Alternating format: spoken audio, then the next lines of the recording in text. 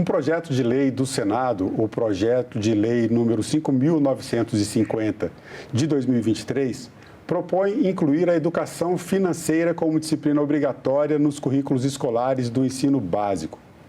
Educação financeira é assunto de cidadania. E é sobre isso que eu converso agora com Carolina Ligoc.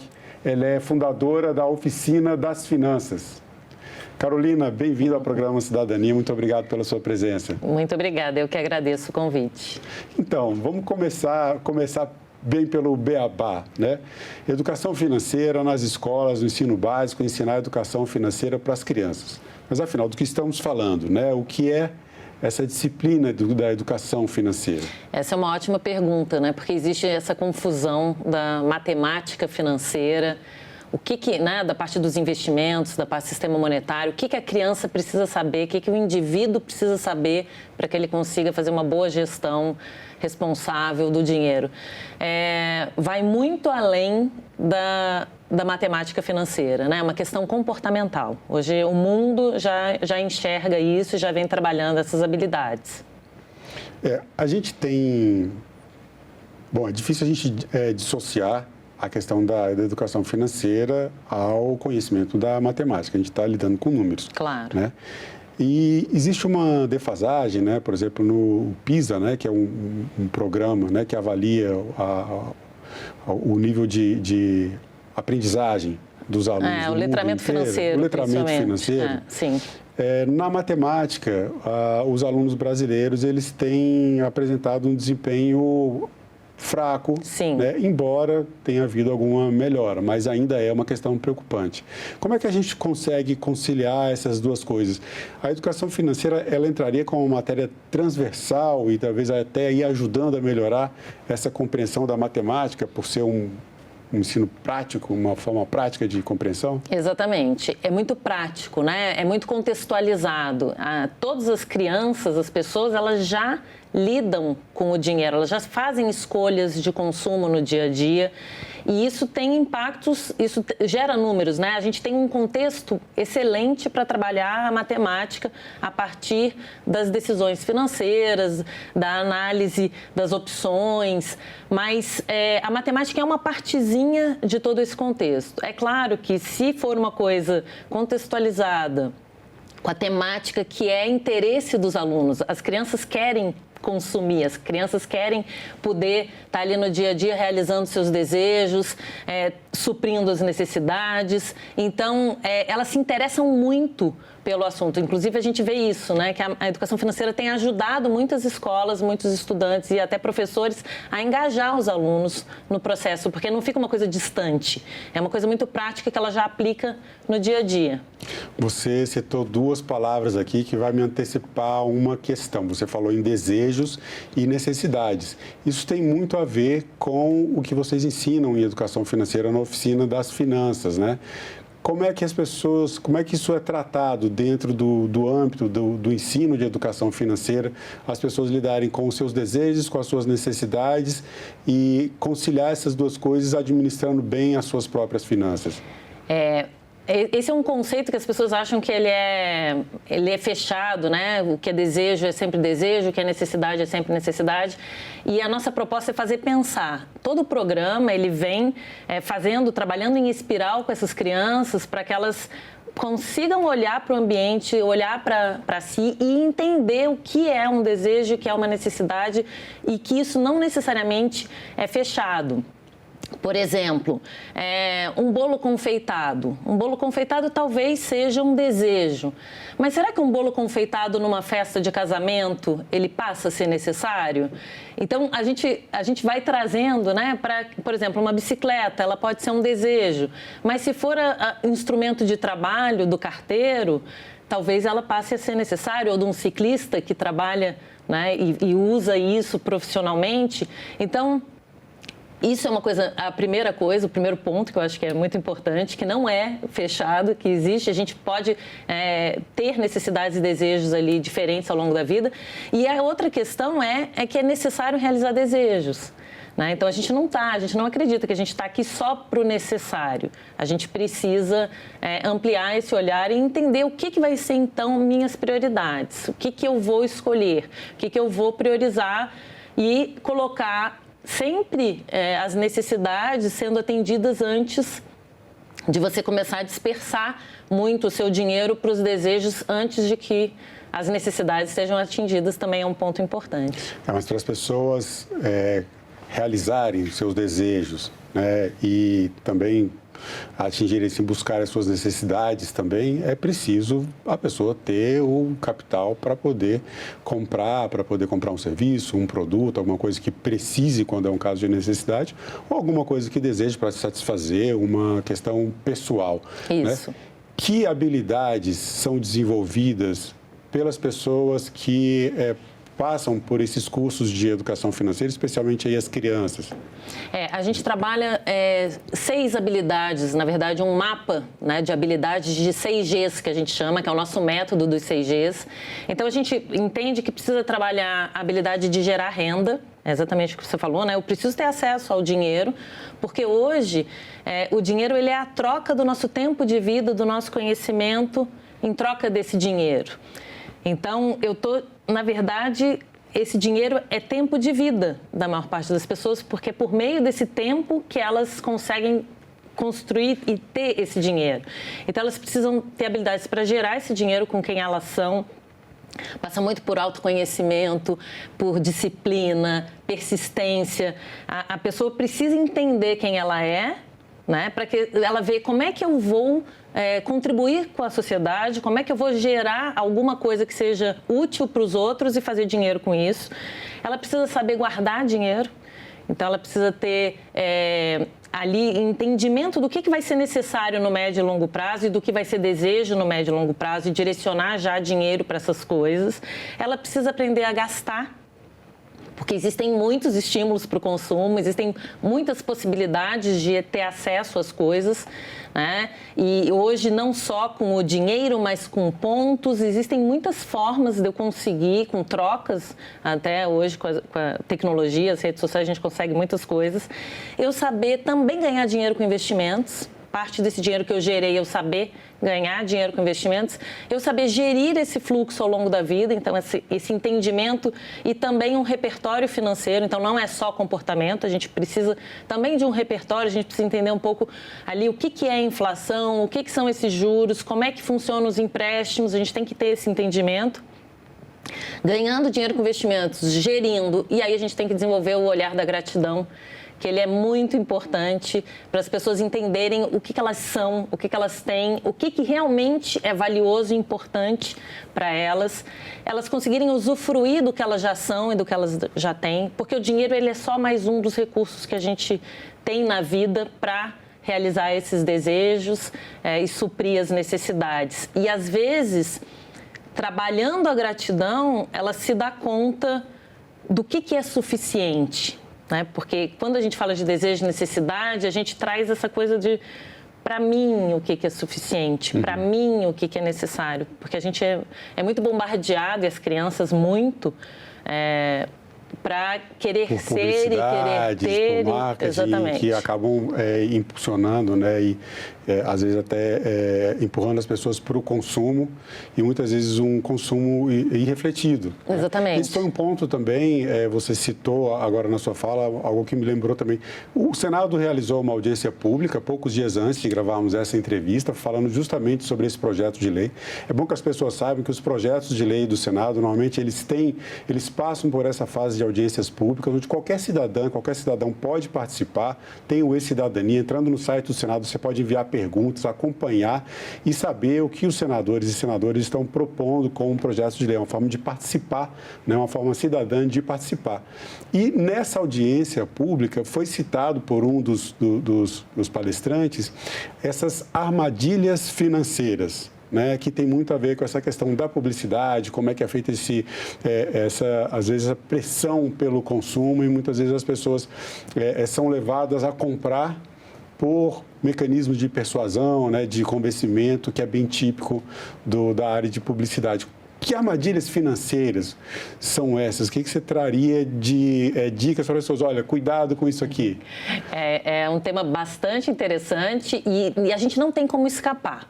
Né? O mundo, as tecnologias, a neurociência tem ensinado e tem nos dado muita informação e muito conhecimento do que seduz, né? O que motiva, o que faz comprar. Então, por exemplo, coisas como a escassez.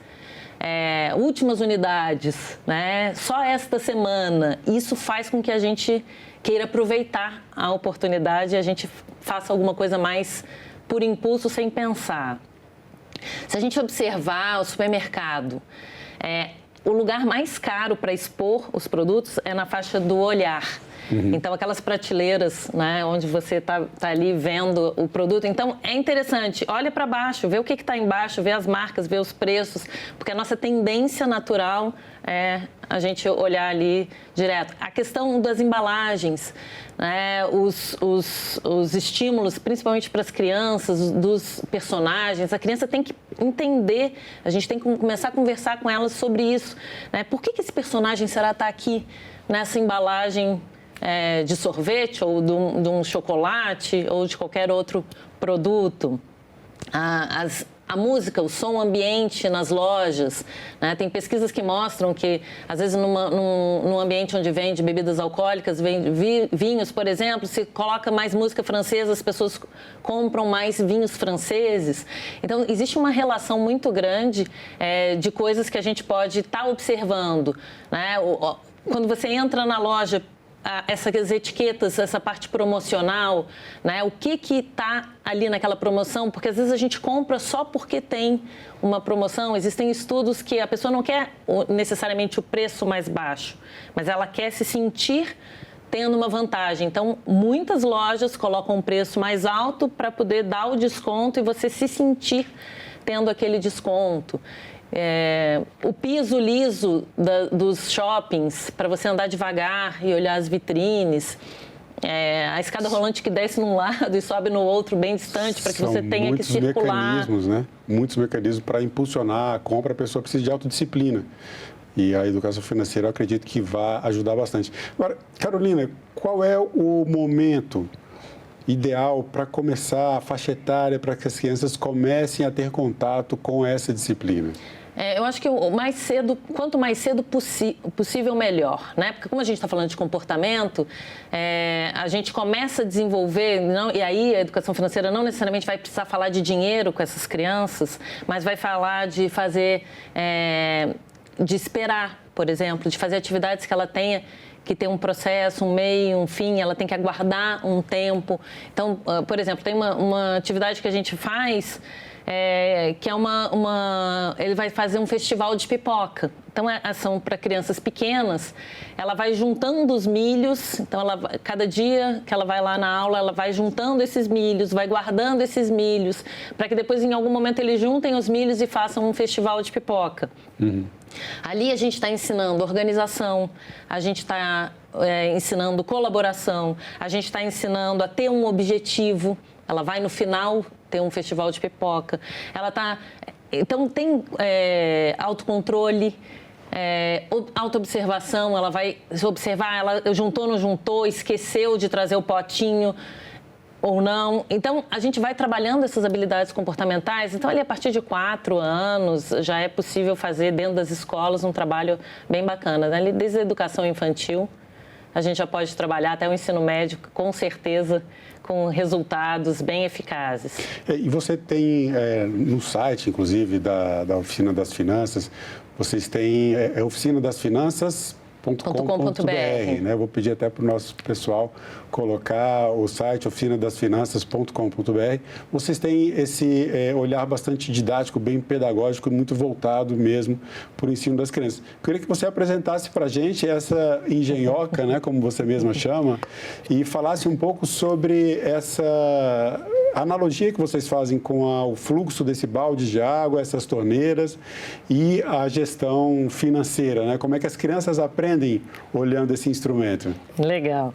A engenhoca, ela é uma ferramenta pedagógica, essa aqui é uma mini engenhoca, a gente tem a engenhoca grande que visita as escolas de forma itinerante e até alguns livros onde os alunos, eles constroem a engenhoca ou até com sucatas eles fazem, e isso é muito legal porque eles têm que pensar sobre os conceitos, né? A gente entendeu que a questão financeira ela não é uma questão de quantidade de dinheiro, mas independentemente da quantidade, é muito importante a gente entender o fluxo, a gente observar esse fluxo. Então, aqui a gente compara com o fluxo de uma caixa d'água, então ela tem a entrada, por onde entra o dinheiro, e tem as saídas, que são as torneiras.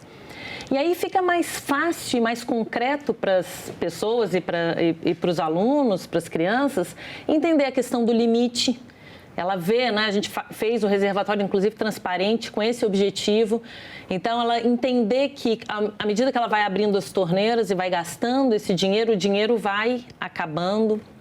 Hoje a gente tem o Pix, tem os cartões, vem aí o Drex, então fica muito virtual, né? Qual é o meu limite de ganho, o que eu posso, o que eu tenho, o que eu posso realmente gastar, o que vai comprometer, o que eu vou precisar, de repente, até comprar dinheiro para encher esse reservatório, que aí são as dívidas que a gente faz.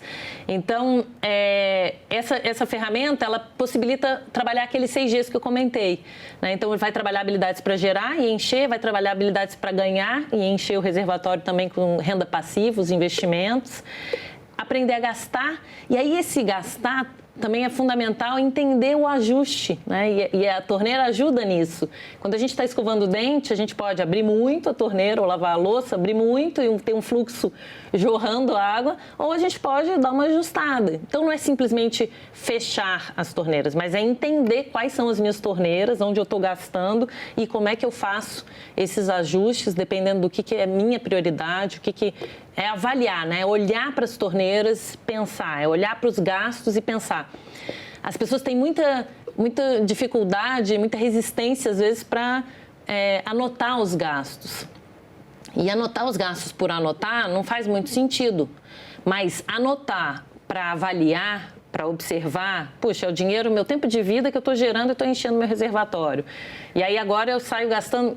isso nem é minha prioridade, isso eu nem estou usando, isso é um desperdício, entender. Para onde vai o dinheiro, o que pode ser gastado, onde se pode gastar um pouco menos, onde realmente não tem o que mexer. Às vezes a escola vai pagar uma escola, você não tem como mexer naquele preço. Agora, uma roupa, a hora de comprar roupas, às vezes até um lazer que a gente tem, um cafezinho, aqueles gastos diários que muitas vezes você tem todo dia e não conta aquilo. Às vezes é bom você anotar, porque às vezes chega no final do mês e vai perceber que o cafezinho pode estar te custando um pouco caro. E aí assim, você vai avaliar, né? Se tomar aquele cafezinho é a coisa que aquilo te dá um prazer enorme, aquilo é super importante para você, você vai tomar o cafezinho e vai fechar outra torneira. Sim. Né? Então, não é uma questão só da quantidade ou do que é, mas o que aquilo faz de sentido na sua vida. E aí, nessa questão do gastar, tem uma coisa muito importante, que é também quais os impactos sociais e os impactos ambientais que eu estou gerando a partir desse gasto. E isso é muito importante, porque a gente brinca, né, da lata d'água na cabeça. Com a engenhoca, o que acontece é que cada um de nós tem a sua própria engenhoca. Cada um tem o seu fluxo. E as empresas também têm um fluxo. Então, isso aqui pode ser o fluxo de dinheiro de uma pessoa, de uma criança, de uma empresa, de um município, do país. Então, a gente pode analisar esses 6 Gs em todos esses setores. Sim. E a questão é, quando eu abro a minha torneira aqui de pessoa física e compro um objeto, eu estou enchendo o reservatório de outra pessoa. Eu estou enchendo o reservatório do governo quando eu pago esse imposto. Então, eu tendo entendimento do que eu estou fazendo, é isso, eu vou priorizar empresas que, por exemplo, tem uma responsabilidade social, né? E ambiental. Uma consciência. Exatamente. Por exemplo, se eu estou comprando de alguém que gera esse dinheiro por meio de trabalho escravo, você tá aí eu estou alimentando isso, né? Ou não está pagando os impostos. Então, a gente precisa entender. Então, isso faz parte também da disciplina da educação financeira. Faz parte da disciplina, exatamente. Carolina, tem um ponto aqui, você estava citando todas essas questões, as questões familiares, dos gastos, e você expandiu um pouco aqui o nosso assunto. A gente, quando fala em administração financeira, educação financeira, a gente fica muito pensando ali no dinheiro, dívida, gasto, ganha mais, ganha menos. Aí vou trazer duas perguntas juntas. Primeiro, a questão da boa administração financeira depende da renda, quer dizer, uma família com uma renda de 2 salários mínimos. Aqui você pode responder com dados estatísticos, né, que a gente conversava um pouco, mas eu sei que você tem. Uma família que renda de até 3 salários mínimos, vamos supor, e uma família com 10 salários mínimos. As famílias com renda mais baixa necessariamente vão ter um endividamento maior. E completando a pergunta, quais os impactos do endividamento financeiro para outros aspectos da vida, especialmente a saúde da família, a saúde mental e física das pessoas? Excelente pergunta, Marcelo. A gente tem a sensação que se a gente ganhasse mais dinheiro, os nossos problemas financeiros estariam resolvidos. Esse é o pensamento, as pessoas falam, né? Eu estou com minhas finanças desorganizadas porque eu ganho pouco. E isso é uma realidade, independentemente da faixa de renda. O que a gente vê é que os dados agora da Confederação Nacional do Comércio, da pesquisa de endividamento e inadimplência, mostram que as famílias que ganham acima de 10 salários mínimos, mais ou menos elas estão ali, 74% delas estão endividadas. E quem ganha menos de 10 salários mínimos, aproximadamente 78%. Então, o nível, a diferença percentual é muito pequena. Mesmo que a gente dê mais dinheiro, as pessoas acabam não conseguindo fazer a boa gestão do fluxo. E aí, por isso, o fluxo é tão importante, né? Porque a gente tem que tomar as decisões e fazer a gestão desse fluxo ao longo do tempo. A gente tem que conseguir botar baldes embaixo das nossas torneiras e ir guardando. Do mesmo jeito que a gente coloca em casa, né? Quando tem um vazamento, a maior parte das pessoas já teve um vazamento em casa. E aí, você coloca o balde e vai gotinha por gotinha. E esse balde enche. E às vezes enche muito mais rápido do que a gente imaginava. O dinheiro é a mesma coisa. Então, a gente sempre orienta as pessoas, guarda antes de começar a gastar. Recebeu o dinheiro? Separa R$5, R$10 que seja. Mas você define quais são os seus objetivos, o que você precisa no médio e longo prazo, o que você vai precisar no médio e longo prazo. Seja um dinheiro para ter uma reserva para imprevistos, né? A gente está vendo aí a situação agora do Sul, muito triste, muito trágica, e a maior parte das pessoas não tem uma reserva. A gente viu isso na pandemia também. As pessoas não podiam parar um mês de trabalhar porque não iam ter uma reserva. Não existe uma cultura de poupança na população brasileira. Pois né? E esse é um problema mundial, né? Porque é o problema do comportamento. A gente tem a tendência, como ser humano, as ciências, a economia comportamental já mapeou muitos, né, vieses cognitivos e a parte comportamental. A gente tem uma tendência muito a privilegiar o presente em detrimento do futuro. Só que quando a gente começa a definir esses objetivos e guardar para esses objetivos, então assim, eu vou guardar para uma viagem que eu quero fazer, eu vou guardar para tomar meus cafezinhos, porque é uma coisa que eu gosto muito, então, e eu sei que está ficando caro, talvez, para a pessoa. Então, ela começa a guardar ali um baldezinho para isso, um balde para, de repente, poder ter reservas para a saúde, para o imprevisto, guardar um pouquinho para o futuro do filho, guardar um pouquinho para as doações, que talvez seja uma coisa que ela queira fazer, ela gosta e quer poder contribuir mais socialmente. Então, ela ir guardando, e aí quando você todo mês abre a sua torneirinha e enche esse balde, a sensação que você está realizando, ela fica mais presente. Então, fica mais fácil guardar assim, quando você define esses objetivos. Só para você ter uma ideia, o Léo e eu, que o Léo é meu sócio, né, meu marido, que a gente começou esse processo na nossa vida, a gente guardava, a gente abriu no início da nossa, mais de 20 anos, 17 contas poupança, para 17 objetivos diferentes. E isso é muito interessante, esse movimento. Mas então, voltando à questão da quantidade do fluxo, o que a gente vê é que o mais importante é a pessoa observar o fluxo dela, né, e tomar as decisões baseadas nesse fluxo e não simplesmente porque ela pode pagar uma prestação ou porque ela tem um salário X. Porque quando você faz a dívida e quando você paga a prestação, já é um valor comprometido ali todos os meses. Então, você tem que observar e ter a consciência disso. Outra questão que você me falou foi a questão dos impactos desse endividamento em outras áreas. As pesquisas também mostram que a área das finanças é muito delicada, que mais de 50% das pessoas acham que a parte financeira é mais preocupante do que a questão dos relacionamentos, do que a questão profissional. E, na verdade, acaba que as finanças, ela interfere na saúde mental, na saúde física das pessoas, interfere nos relacionamentos, interfere na vida profissional.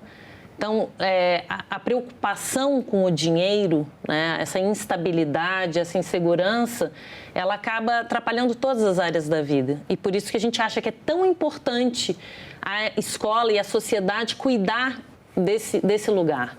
Porque se a gente vai melhorando, né, a capacidade, a autonomia das pessoas a usar esse dinheiro, a fazer boas escolhas mais responsáveis e sustentáveis, ela consegue melhorar muitas áreas da vida.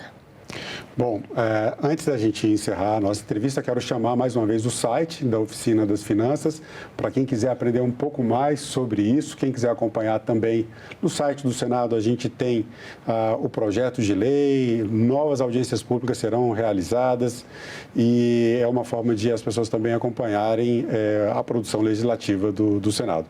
Carolina, eu quero agradecer mais uma vez a sua presença no nosso programa. Obrigado pela sua entrevista. Obrigada, Marcelo. Foi um prazer estar aqui com vocês. Muito obrigada. E eu agradeço também a você que acompanha a programação da TV Senado. Assine o canal da TV Senado no YouTube, ative as notificações e acompanhe toda a produção do Poder Legislativo diretamente da fonte. Na TV Senado, democracia é todo dia.